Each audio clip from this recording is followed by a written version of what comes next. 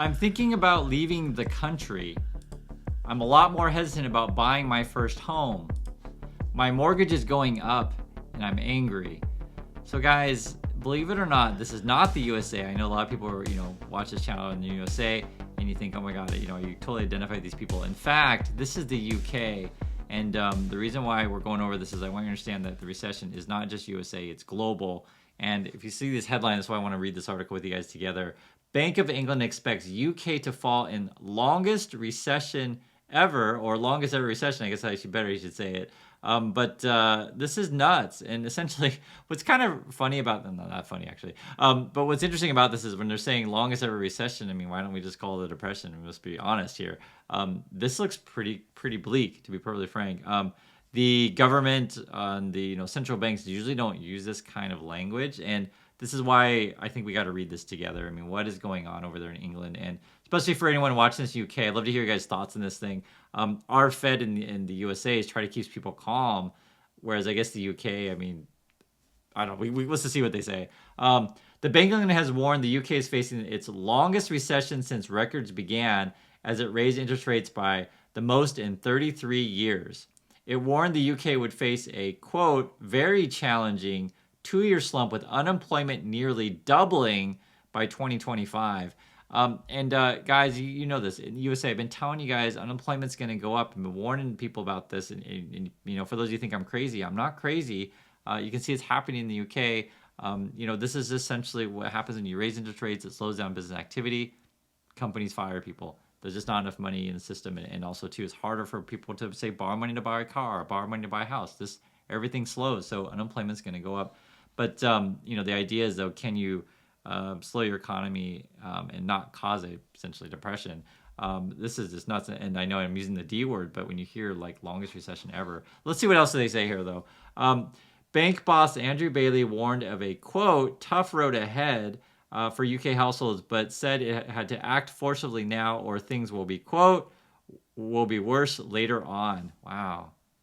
It lifted interest rates to 3% from 2.25%, the biggest jump since 1989. So basically, it's 75 basis points, just like the Fed in USA.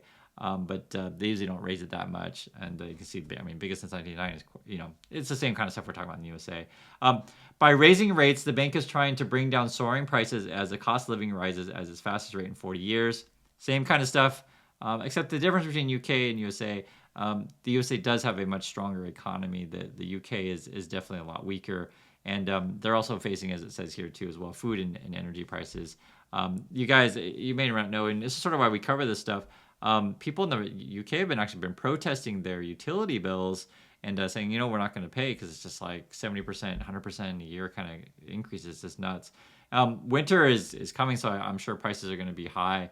Let's just keep reading this together. Food and energy prices have jumped in part because of the Ukraine war, which have left many households facing hardship and started to drag on the economy. You guys know this stuff. Boy. Recession is I'm just still kind of in shock reading this myself. A recession is defined as when a country's economy shrinks for 2-3 month periods or quarters in a row. Yep. Typically, companies make less money, pay falls, and unemployment rises. So companies do make less money. Pay falls in the terms of companies don't have to try to pay a bunch of money to get people to come to work. But generally speaking, at least in the USA, maybe UK could be different. Once a company hires you, they're going to pay you X amount. They usually are kind of forced to pay you that X amount. And so salaries don't necessarily fall. They just fire you. But this idea of pay cuts, I don't know. I haven't read any articles where they're just pay cutting people in the USA. But yes, as you guys understand what I'm saying, that more people unemployed means there's more people that need jobs and you don't have to pay them so much to come back. But I don't know if they necessarily just do pay cuts. I haven't read any yet. This means the government receives less money in tax to use on public services such as health and education. Yeah, there's just less money in the system essentially. Less people working, less people to tax.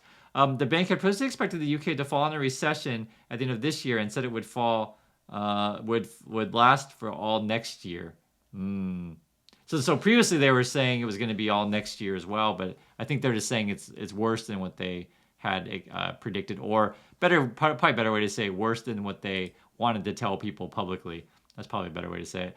But now believes the economy already entered a, quote, challenging downturn this summer, which will continue next year into the first half of 2024, a possible general election year.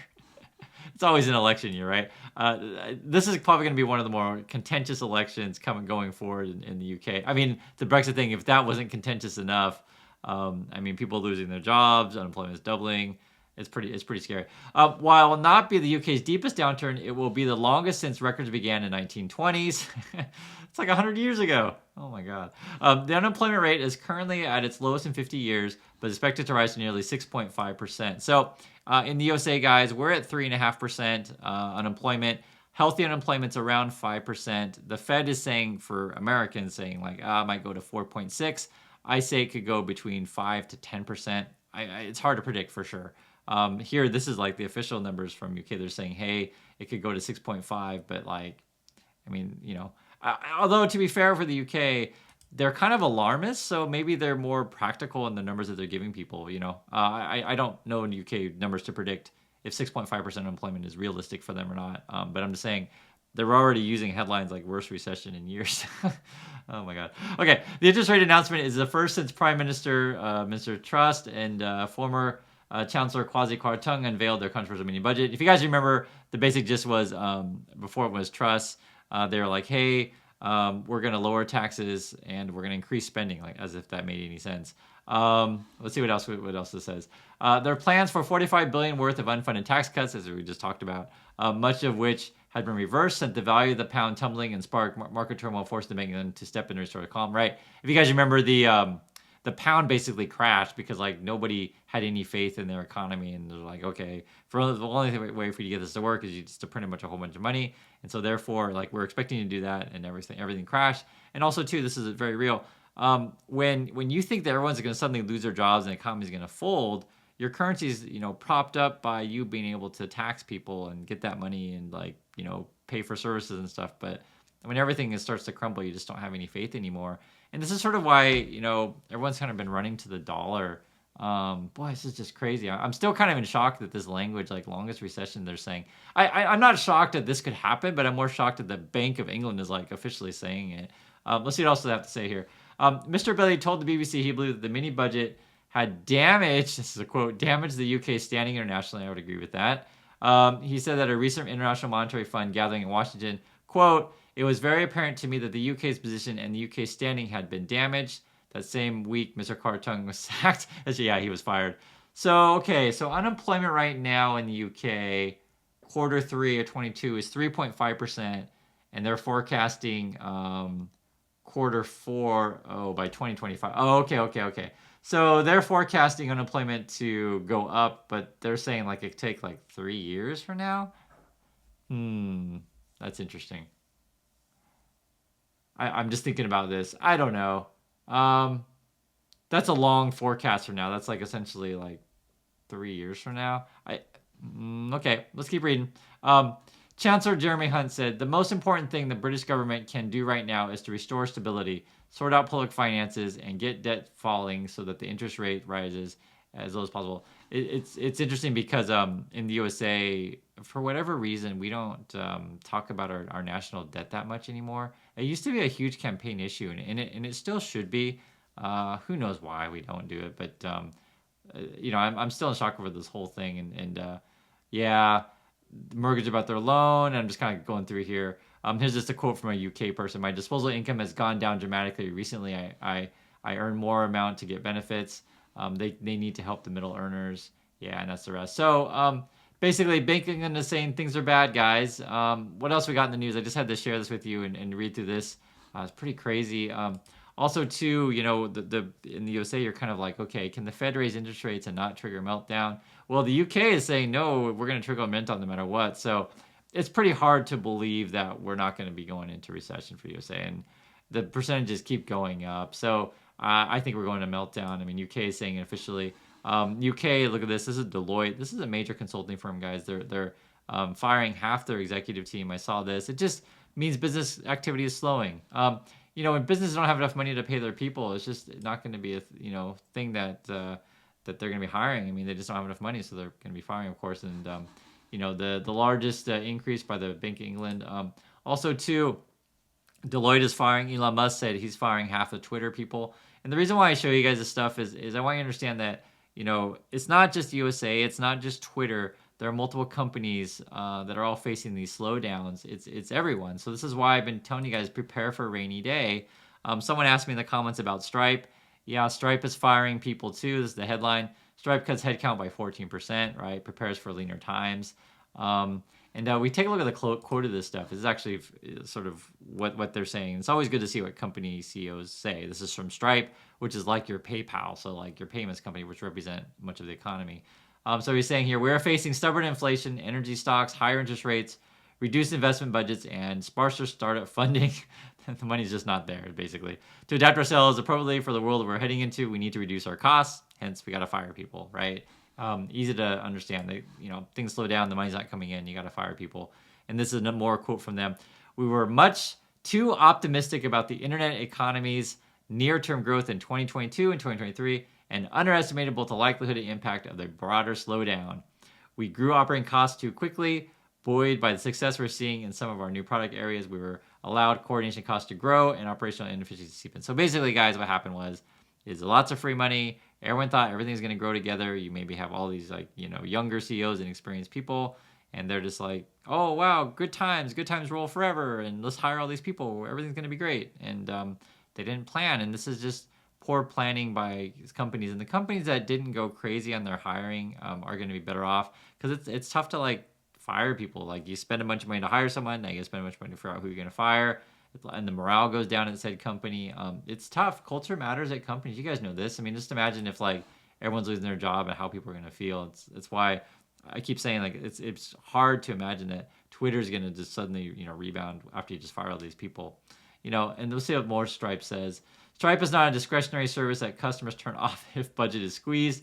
However, we do not need to match the pace of our investments with the realities around us. Doing right by our users and shareholders, including you, means embracing the reality as it is. Actually, I had a friend that worked with Stripe. I'd have to ask him how he feels about this stuff, but it's just inevitable. Especially a lot of these tech companies are going to be slowing. We talked about this. I mean, look at this. There's another one. Tesla, is the headline from today. Tesla's China deliveries fall in October from a record high. Things are slowing down, and it's just so when all the Tesla bulls are like, oh yeah, everyone's going to buy an expensive car and stuff like that. I'm just like, what are you guys talking about? What are you talking about? People are losing their jobs, and it's expected that stuff's going to slow. Plus, you have this increase in craziness around the world. You guys know I'm in Korea. The North keeps shooting missiles at us. Someone asked me, can I see the missiles? I haven't seen one yet, thank God. But I mean, they've been ordering people in some places in Japan to, essentially stay in your home, go to a bomb shelter kind of situation. It's no one knows what to make of it. They're firing every day now, and it's not cool. Because it's just, take this stuff seriously. The same way with this is also not cool. I mean, it's the world's getting more dangerous. Look at this. Ousted Pakistan Prime Minister Imran Khan shot in the shin, clear assassination attempt. And we had something like this as well as the former Prime Minister of Japan. I think that was 3 months ago. There was an assassination attempt on him as well, if you guys remember that. The world's it's uneasy right now, right? And it's interesting because during these kind of times, people just basically start buying lottery tickets. For real. This is, you can see the jackpot is 1.5 billion. What happens is people lose their jobs, and they feel like their only hope is to do this kind of stuff. And this is sort of why I've been saying, guys, crime is going to grow up as well. So I've been saying unemployment's going to go up, crime's going to go up. You got to just be careful out there. It's something I've been talking to you guys about and being really quite serious. And the other thing is people get desperate, and in desperate times, people go do crazy stuff. And the thing that's really troubling, and I just, want to talk about this in as much seriousness as possible. The situation in the USA where people think it's cool to bring guns to ballot boxes, guns to voting. I just want you to let that sink in, to where it's think how dangerous this is. Democracy in the USA should be peaceful. People have a right to vote. Our election process should be celebrated. Really, we should all be run around wearing our American stickers and proud that we voted, kind of thing. I mean, it's just I always think election day is great. Just the idea the community comes out and votes, and I don't know. You have this group of people that think that everything was stolen and there's all this crime going on. and all this nefarious activity, and so therefore they have to bring guns to the ballot box. But really, what it means though is it's voter intimidation. I mean, there's no other way to put it, because you know it just makes me uncomfortable. Just imagine, just think about this, guys. This is not a police officer. This is just some regular person who decides to bring a rifle and just hangs out around a ballot box. I mean, just think about this for a minute. I mean, is this what the USA is devolving into? That we're basically celebrating the Wild West mentality, and let's say this particular person doesn't feel like, say if I want to go vote and I don't feel like this person you know likes the way that I'm going to vote, or this person thinks that that they are only looking for people that look like them to allow a vote. It just, you want to make the voting ballot, just, I hope you guys understand this, you want to make it feel free and open and welcoming to anyone who wants to vote. And yes, this person in their mind is like they're protecting democracy, but realistically, I just don't want regular person running with a rifle and camouflage like this, hang out the ballot box. And I'm putting all these stories together because I do fear for the world, right? This is more than just markets. This is just your daily lives, stuff like that. And this is sort of why I tell you guys so many times that you can't depend on the markets, like to like get rich 100% in 2 days, that kind of stuff.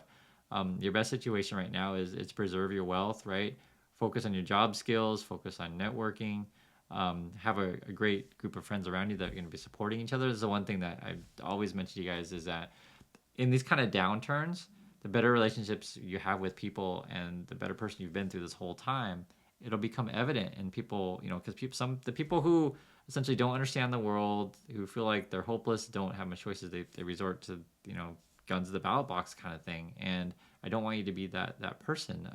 There's always opportunity in the world if you understand what's going on, right? If you plan for these things ahead, if you see where the opportunity is, there's always something. I just give you an example, like I've told you guys so many times. Like for example, if you wanted to get a job, say teachers, there's a huge demand for that. There's a huge demand for nurses. Cybersecurity is going to be a big field. Anything alternative energy, right? There are opportunities out there. You just got to be position yourself to be in these things. Or if you feel like that, maybe your particular company is slowing down, you got to figure out, okay, where can I go that there is opportunity, right? And so this is sort of why you want to network with people, or say on this channel we have a community of people that we talk about these things and try to help each other. It's always great. I always like hearing from people who sharing experience of like, I struggled here, I struggled this year, whatever, and then now I got a job after asking friends and stuff. And I think there's one person in the community that said in the 0809 crisis, like everyone at their dad's company was being fired, except their dad was kept on, even though the dad's department, everyone lost their job, but because their dad was a good worker, moved to a different department. And that's sort of how the world works.